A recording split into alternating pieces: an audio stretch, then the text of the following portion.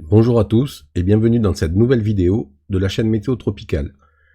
Alors je vais commencer par m'excuser parce que je vous avais promis de faire quelques vidéos cet hiver sur le climat, son réchauffement, l'utilisation de l'énergie qui en est la cause et l'impact que ça a sur l'activité cyclonique. Mais j'ai eu un début d'année un peu agité et du coup j'ai pas eu le temps de m'occuper de tout ça. Donc voilà, désolé, c'était un petit peu un engagement que j'ai pas assumé, j'aime pas trop ça, mais voilà, il y a des fois des moments où on peut pas faire autrement, et en l'occurrence, là c'était le cas. Bon, les choses se sont bien améliorées, puisque j'ai pris des décisions radicales qui vont d'ailleurs m'amener à quitter la Martinique à l'automne, ce qui n'aura aucune incidence pour le suivi cyclonique, parce que je vais continuer à le faire en fait. C'est pas lié au fait que je sois en Martinique ou pas, c'est lié au fait que j'aime ça, et que voilà, et que pour moi c'est quelque chose d'important, donc ça ne changera rien, mais ce choix en fait m'amène à simplifier un petit peu ma vie là en ce moment, et donc va me libérer un petit peu de temps jusqu'à ce que je m'en aille, pour que je puisse assumer ces quelques vidéos tous les mois pour continuer à aborder les questions cycloniques, mais aussi les questions en effet liées au climat. Alors, une petite parenthèse, comme cette chaîne va devenir assez active et toute l'année, c'est peut-être le moment pour vous de vous abonner et de cliquer sur la cloche pour activer les notifications, de manière à être informé quand une nouvelle vidéo va apparaître. Globalement, je pense que je vais poster les vidéos le jeudi à 18h30, en tout cas tant que je suis en Martinique. Je changerai probablement l'heure une fois que je serai sur le continent européen. Mais voilà, les vidéos seront publiées le jeudi à 18h30 a priori. Si elles sont publiées, c'est-à-dire s'il y a une vidéo dans la semaine, c'est ce jour-là, à cette heure-là qu'elle sera publiée. S'il n'y en a pas, ça sera peut-être le jeudi prochain ou celui d'après. Donc voilà, alors cette première vidéo, eh bien, elle est dédiée à la sortie de la première prévision cyclonique pour la saison 2022. Donc la saison qui arrive dans moins de 2 mois maintenant. Cette prévision a été effectuée par l'Université du Colorado, qui est devenue un élément majeur aujourd'hui dans le monde de la prévision saisonnière, à tel point que leurs prévisions sont maintenant utilisées comme base par le NHC, la NOAA et d'autres services, même avant leur propre prévision en fait. Donc bon, c'est quelque chose d'assez sérieux, et si on regarde sur les dernières années, il y a quand même au moins dans les tendances, une fiabilité assez prononcée. Alors sur les 2 dernières années, ils ont un tout petit peu sous-estimé l'intensité de la saison, mais c'était pas énorme, et bon, et globalement quand même, l'indice de confiance est de mieux en mieux en fait. Donc voilà, cette prévision est sortie aujourd'hui, donc le 6 avril. Elle sera suivie par 3 autres mises à jour, donc une qui aura lieu début juin, une début juillet et une début août. Alors à chaque fois, bien sûr, ils vont améliorer, ils vont modifier légèrement les variables qu'ils entrent dans leur modèle et dans leurs prévisions, de manière à essayer d'adapter et de se caler au plus près de la réalité. Alors, je vais pas vous spoiler le truc plus longtemps, d'accord? Et comme ça, au moins, ceux qui veulent pas perdre trop de temps avec cette vidéo vont pouvoir s'en aller au bout de, allez, on va dire 5 minutes à peu près. Donc cette prévision est globalement pas très bonne pour nous, en l'occurrence, puisque elle est prévue plutôt pas mal au-dessus de la moyenne des statistiques saisonnières comprises entre 1991 et 2020, sur les 3 décennies précédentes, celle qui est en cours. C'est une prévision globale à 130% de cette moyenne, c'est-à-dire 30% plus élevée, qui va donner donc des chiffres un petit peu élevés, d'accord, qui sont 19 systèmes nommés, alors que la moyenne est à 14,4, donc vous voyez, c'est quand même quasiment 40% de plus. 90 jours de tempête tropicale, alors là aussi c'est quand même assez important, ça fait 3 mois sur les 6 mois de saison, pendant 3 mois au moins une tempête tropicale nommée sur le bassin. C'est 70 la moyenne. 9 ouragans, c'est pareil, c'est un chiffre qui est assez élevé. Les dernières saisons, on n'a pas eu, l'année dernière, on en a eu un petit peu moins. La moyenne est à 7,2. 35 jours d'ouragan, c'est-à-dire c'est 35 jours durant lesquels il y aura au moins un ouragan qui sera sur le bassin atlantique. La moyenne est de 27, donc là où vous voyez aussi que c'est quasiment 30% de plus. 4 ouragans majeurs, pour 3,2 d'habitude, donc bon, globalement, ça bouge pas beaucoup.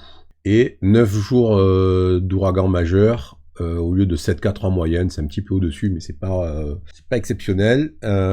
Sachant que les ouragans majeurs, c'est quelque chose d'assez particulier, parce que Comme il y en a peu, en fait, c'est un peu de la loterie finalement, parce que prévision de 9 ou 7,4 en moyenne, sur la totalité de la surface que représente le bassin tropical atlantique, bon, faut pas avoir de chance pour en prendre un dessus, quoi. Hein. Ok, on sait bien que Irma et Maria ont fait très mal sur les Antilles et même un petit peu au-delà. Mais globalement, quand même, si on regarde les statistiques, le risque est assez faible. Donc qu'une saison soit active ou un peu moins active, ça va pas jouer forcément sur le risque local de prendre un gros ouragan sur la figure. Donc on finit par l'énergie cyclonique cumulée, donc c'est ce qu'on appelle l'indice ACE, qui permet de déterminer l'activité globale de la saison. En fait, pour la calculer, c'est assez simple. Toutes les 6 heures, chaque fois qu'il y a un cyclone qui est mis à jour par le NHC, on prend la vitesse du vent de ce moment-là, on l'élève au carré, on ajoute chaque fois ce chiffre-là au relevé suivant et ainsi de suite. Et ensuite, comme ça fait un chiffre qui est assez important, on le divise par 10 000 pour être tranquille et pour que ça soit quelque chose de lisible, ce qui nous amène à ces chiffres-là.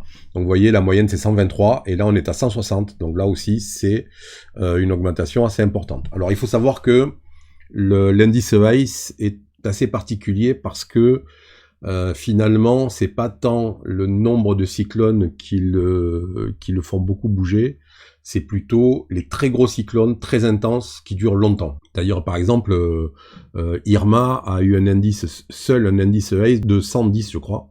Donc vous voyez, Irma seul s'est retrouvé avec un indice quasiment équivalent à la moyenne entre 91 et 2020. Donc c'est pour vous dire que ça a de l'influence. Si vous avez une catégorie 1 ou catégorie 2 qui dure 4 jours, finalement, il va très peu impacter l'indice ACE. Donc, c'est un indice qui est intéressant a posteriori pour comparer les saisons, mais qui, lors d'une prévision, en fait, finalement, ne permet pas d'avoir une vision fine et un peu précise de ce qui pourrait nous arriver. Bon, c'est une prévision qui, globalement, est quand même un petit peu délicate. Si on se réfère aux 2 saisons précédentes où le CSU a légèrement sous-estimé l'intensité de la saison. S'ils ont reproduit la même chose, ça voudrait dire que on pourrait se retrouver avec une saison un petit peu plus élevée. Alors, ce qu'il faut bien comprendre quand même, c'est que 2020 a battu le record d'activité de la saison en nombre de systèmes. Le record depuis 1950, hein, donc c'est même pas entre 91 et 2020. En 2021, la saison 2021 est rentrée dans le top 5 avec 21 systèmes nommés. Et celle-là, si elle va au bout, c'est-à-dire si elle est dans cette réalité-là, elle va rentrer dans le top 10. Donc ça nous amènerait à 3 saisons consécutives dans le top 10, donc 2 dans le top 5. Et si jamais celle-là venait à passer à 21 systèmes ou plus, on aurait les 3 dernières saisons qui sont dans le top 5 des saisons les plus actives depuis 1950. Je ne sais pas si vous mesurez l'importance de ça, mais c'est vraiment de grosses questions qui se posent. Donc on le voit bien si on prend les statistiques jusqu'à 2020. Alors il n'y a pas 2021 parce que le NHC n'a pas la NOAA et le NHC n'ont pas publié encore le fichier EarthDat2 mis à jour qui permet au site d'intégrer toutes les données de tous les cyclones passés. Donc ça s'arrête à 2021. La plupart du temps ce fichier il sort au mois de mai à peu près. Mais si on regarde, vous voyez dans l'activité des saisons, vous avez 2020 des saisons les plus actives, vous avez 2020, 2005, 67, ok, 95, mais 2010, 2011, 2012, 2017, 2019. Vous voyez 1, 2, 3, 4, 5, 6, 7, et donc 8 si on compte 2021, qui a fait 21, 20 ou 21, donc il va venir s'intercaler. On a 8 saisons parmi les 10 plus actives depuis 1950 qui se sont produites ces 16 dernières années. On est quand même sur une tendance globale qui est pas bonne, quoi, clairement. C'est-à-dire que là, si les 3 dernières années sont dans le top 5 ou dans le top 10 des saisons les plus actives, ça n'annonce rien de bon pour l'avenir, bien évidemment. Alors jusqu'à présent, les spécialistes avaient essentiellement misé sur le fait que le dérèglement climatique et son réchauffement, parce qu'il faut rappeler un chat, aurait de l'influence essentiellement en rendant les cyclones de plus en plus intenses. Et j'avais publié d'ailleurs l'année dernière, au mois de septembre, je crois, oui, 12 septembre, un article qui s'appelait « Quand le climat se radicalise », où je montrais aussi le classement des ouragans majeurs par période d'une quinzaine d'années à peu près, et où on voit quand même très bien que finalement 2006-2020 c'est là, déjà 91-2005 on avait une tendance à l'hausse, et que si on prend depuis 61, on était à 20-25 pour 15 ans, et on est passé à quasiment 35 et 40 là. Donc vous voyez que si on regarde ça sur une période de 15 ans, la tendance sur l'augmentation du volume des ouragans majeurs est réelle. Et donc là, les scientifiques ne s'étaient pas trompés quand ils avaient dit que le réchauffement climatique aurait une influence globale sur l'intensité des cyclones. Ce schéma, ce graphique nous montre que c'est le cas. On voit bien que depuis 91, il y a vraiment une intensification globale du nombre d'ouragans majeurs. Mais on voit aussi sur le schéma qu'on a vu tout à l'heure que finalement ça joue aussi sur l'activité de la saison, et ça c'était un tout petit peu moins prévu. Donc on verra à l'usage sur les prochaines années si ça se confirme ou pas, mais c'est quand même de grosses questions qui se posent, qu'il faudra avoir le courage d'aborder, de regarder, et qu'il va falloir surtout que les équipes scientifiques telles celles du CSU travaillent sur ce sujet de manière à trouver des réponses un petit peu, parce que si cette tendance continue, forcément la Caraïbe va devenir vraiment tendue dans la prochaine ou les 2 prochaines décennies, quoi. Bien évidemment, si on commence à avoir entre 20 et 30 cyclones toutes les saisons sur la zone, ça va devenir compliqué, pour assurer, ça va devenir compliqué pour les gens qui vivent autour des bateaux, dans la plaisance, dans la marine et autres, ça va être compliqué pour les infrastructures, ça va être compliqué pour plein de choses. Donc voilà, pour l'instant on n'a pas de certitude, on ne sait pas si c'est un artefact statistique sur 3 ans qui nous a amené à cette situation-là, ou si c'est réellement le début d'une tendance qui va perdurer en fait. Donc pour le moment, on est un petit peu dans l'expectative, et moi en tout cas, je suis dans l'expectative sur ce sujet, et je dois avouer que je suis un peu inquiet quand même, parce que j'avais un peu misé cette saison sur le fait qu'on soit proche de la moyenne, puisque c'était globalement la prévision saisonnière du modèle européen CMWF. Et j'ai été surpris ce matin quand j'ai vu les chiffres sortir de voir que le CSU avait largement dépassé la prévision de l'ECMWF. Alors bon, ils ont leur raison, je pense que le fait qu'ils aient sous-estimé les 2 précédentes saisons y est pour quelque chose. Je pense qu'ils ont pris un peu de marge cette fois-ci. Mais globalement, j'ai été un peu surpris quand même, et là, 3 saisons d'affilée qui pourraient rentrer dans le top 10 depuis 1950, c'est quand même tendu. Voilà. Alors, pour bien comprendre ce qu'est cette prévision, voilà, donc c'est un PDF, vous avez le lien qui est en description de la vidéo, donc vous pouvez aller le voir. Alors, cette prévision, elle est présentée comme une étude scientifique en fait, hein. Vous avez un abstract, vous avez toutes les références, vous avez, voilà, on est vraiment dans le cadre d'un papier scientifique, alors pas forcément hyper détaillé, mais de 36 pages, de bonne facture, avec toutes les références, avec tout le travail qui a été effectué. Alors ça le rend pas forcément digeste en fait, parce que d'abord c'est en anglais, ensuite il y a quand même beaucoup de termes techniques, donc voilà. Si vous vous sentez d'aller le lire et de voir, allez-y, c'est instructif. Si vous êtes un peu réfractaire à l'anglais et aux termes techniques météorologiques en anglais, vous allez galérer un tout petit peu. Voilà, donc une fois qu'on a dit ça, on va faire un petit peu le tour de cette prévision. Alors il n'y a pas de choses vraiment très particulières, hein.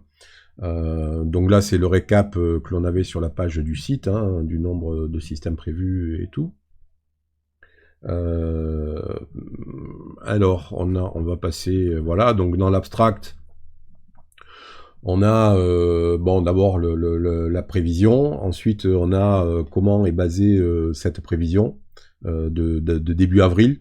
Alors il faut savoir que leurs 4 phases de prévision sont pas basées sur les mêmes variables. C'est-à-dire que là, la prévision anticipée d'avril est basée notamment sur des éléments plus globaux au niveau de la planète. Donc ils prennent en compte par exemple les températures de l'eau dans le Pacifique, notamment ouest, sud-ouest, sur la côte est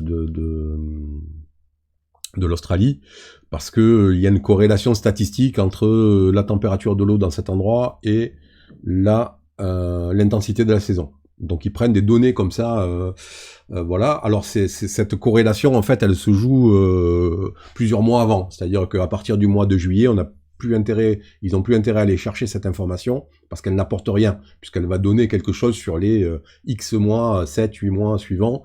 Et donc, du coup, si on la prend en juillet, ça parlera de la fin de l'année et ça intéressera plus la saison en cours.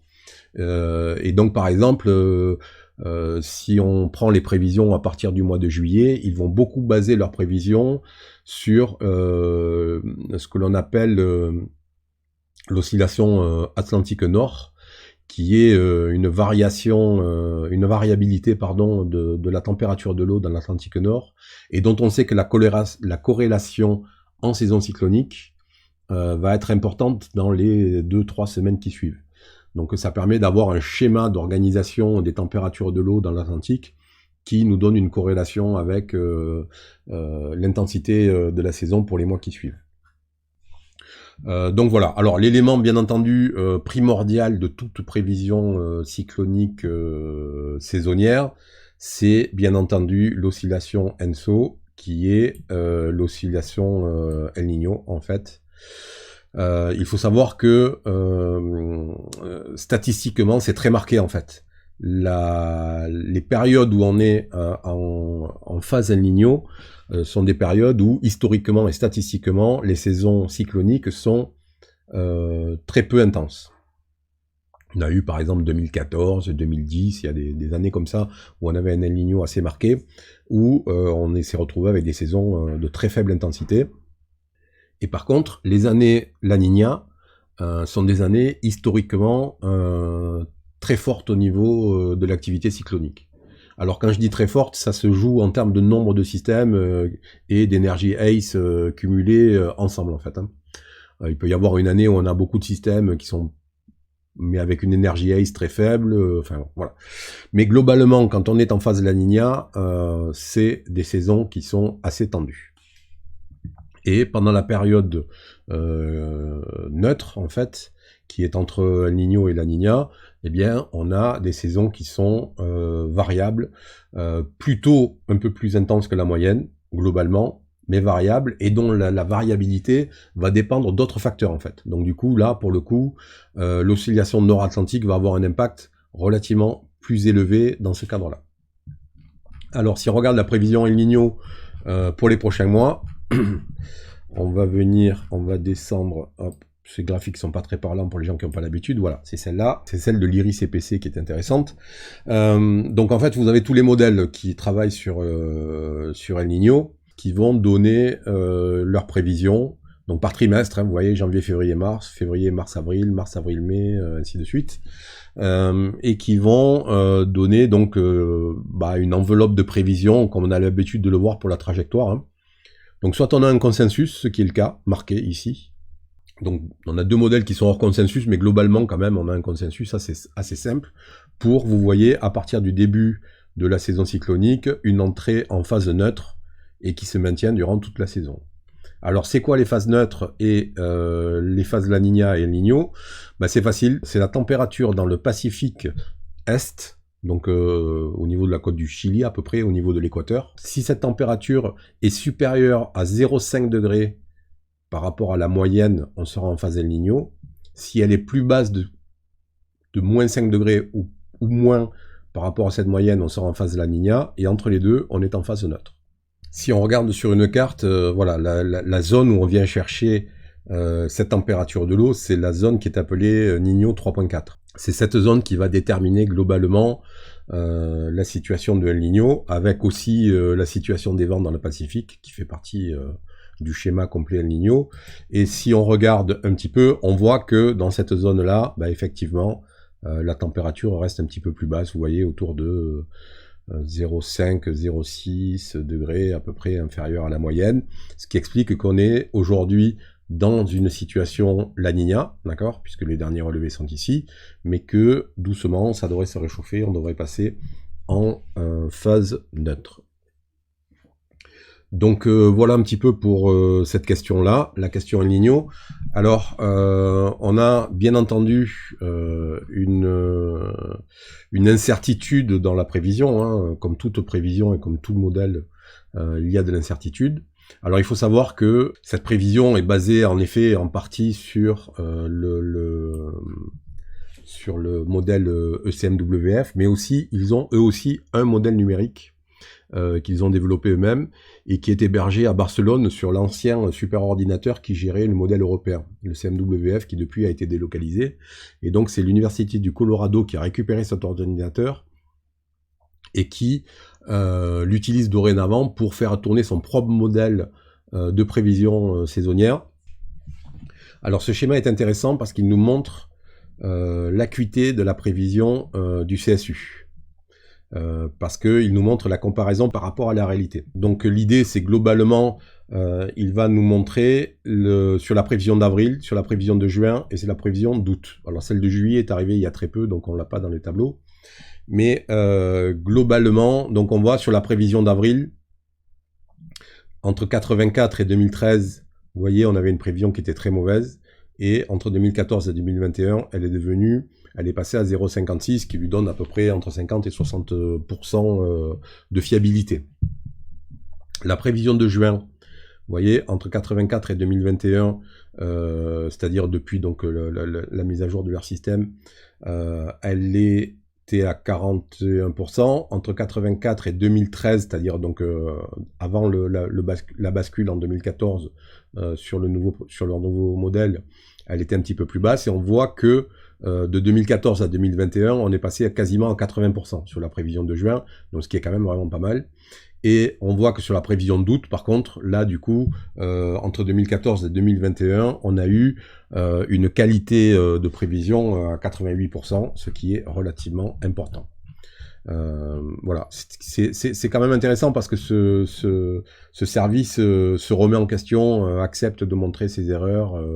Franchement, j'aime beaucoup le CSU et je suis la plupart de leurs enseignants sur Twitter, et c'est vraiment très intéressant. Donc ce qui est intéressant aussi dans cette prévision, c'est que on a une prévision un tout petit peu plus localisée et détaillée. Alors, c'est dans les grandes lignes, hein, bien sûr, on va pas parler de la Martinique ou de Saint-Martin ou de Saint-Marthe. Mais voilà, donc on voit sur la côte continentale US totale, le risque d'impact d'un cyclone majeur est de 71%. Alors ça, je le dis souvent, en fait, pourquoi les États-Unis mettent autant de moyens pour traiter les cyclones, envoient des avions, enfin on pourrait se demander, mais alors que les cyclones sont au large des Antilles, on pourrait se dire, ah bah tiens, ils nous aiment bien, ils nous aident et tout. Non, en fait, pas du tout. C'est que globalement, plus de la moitié des cyclones qui naissent dans l'Atlantique finissent par taper d'une manière ou d'une autre les États-Unis. Et que donc, plus ils connaissent les informations tôt, et plus ils vont pouvoir se préparer et travailler. Vous voyez, là, la prévision, 71% de risque pour qu'un cyclone majeur tape les États-Unis cette saison. C'est important. La moyenne, vous voyez, pour le dernier siècle, c'est 52%.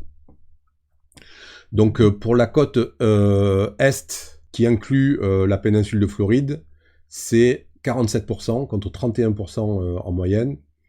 Et tout ce qui va toucher le golfe du Mexique, en fait, c'est 46% contre 30% en moyenne. Et alors là, un élément important, la probabilité pour qu'au moins un ouragan majeur rentre dans la Caraïbe, alors par les Antilles ou se développe en Caraïbes, hein, on est bien d'accord, il n'est pas obligé de taper les Antilles, les petites Antilles, c'est 60% pour une moyenne du dernier siècle de 42%. Donc aujourd'hui, il y a dans cette prévision un risque à 60% qu'un cyclone majeur se développe ou rentre en cyclone majeur dans la Caraïbe. Donc c'est quand même non négligeable et il faut en tenir compte. Voilà. Bon, on a fait un petit peu le tour parce que le reste, je pourrais vous parler d'autres éléments puisque je me le suis tapé de fond en comble toute la journée, cette prévision et cette publication. Bon, il y a des choses techniques qui sont intéressantes pour moi, mais qui pour vous n'ont pas un intérêt flagrant. Donc on va en rester un petit peu là. Alors je vais quand même prendre un petit moment pour vous faire une parenthèse. C'est vous dire que cette prévision-là, elle n'est pas à prendre au pied de la lettre pour votre position. C'est-à-dire que si vous êtes à Grand Case, par exemple, ou au Moule, ou au Marin, cette prévision, elle vous dit rien en fait. Elle vous donne un risque global pour le bassin, mais elle ne vous dit rien sur votre localisation. C'est pas pour ça, c'est pas parce qu'on a une prévision qui est supérieure à la moyenne et qui peut paraître un peu inquiétante, elle l'est probablement, qu'il va falloir que dès demain vous alliez dévaliser les rayons de papier toilette, de riz, de sucre et de farine de votre centre commercial préféré, parce que ça ne servira absolument à rien. D'accord? Donc voilà, il faut bien garder ça à l'esprit. Ça reste une prévision globale dont la répartition locale n'est pas du tout définie et ne sera définie qu'à la fin de la saison en fait. On ne peut pas savoir ce qui va se passer. Donc voilà, c'est pas une bonne prévision, mais c'est pas pour autant qu'il faut tomber dans la paranoïa et penser qu'on va absolument subir un catégorie 5 sur le coin de la figure. Rien n'est moins sûr. À titre d'exemple, les 2 saisons précédentes, comme je l'ai dit, sont dans le top 5 des 2 saisons les plus actives, et pourtant l'Arcantier n'a pas été touché, ou très peu. Donc vous voyez, c'est pas du tout une question qui est liée à ça. J'espère que ça vous a intéressé, que vous avez pu au moins vous faire une idée un petit peu plus précise et aller un petit peu au-delà des simples chiffres qui pris comme ça n'ont pas un intérêt, enfin sont intéressants mais sont un peu abstraits en fait, et que vous comprenez maintenant un petit peu mieux dans le détail comment se passe cette prévision, sa fiabilité et globalement son intérêt. Alors, donc au niveau prévision, ben, rendez-vous le 2 juin, je pense, pour la mise à jour de la prévision du CSU. Pour le reste, ben, comme je vous l'ai dit, je vais rentrer dans une période où je vais poster plus de vidéos. Et donc normalement, jeudi prochain, je vais vous poster une vidéo qui va vous parler de l'énergie, avec une question à la fois simple et compliquée. Qu'est-ce que c'est que l'énergie ? Parce que l'énergie, finalement, on en parle tous les jours à la télé, on l'utilise toutes les secondes et tous les instants dans notre vie, mais on a un petit peu de mal à la définir, à savoir exactement ce que c'est.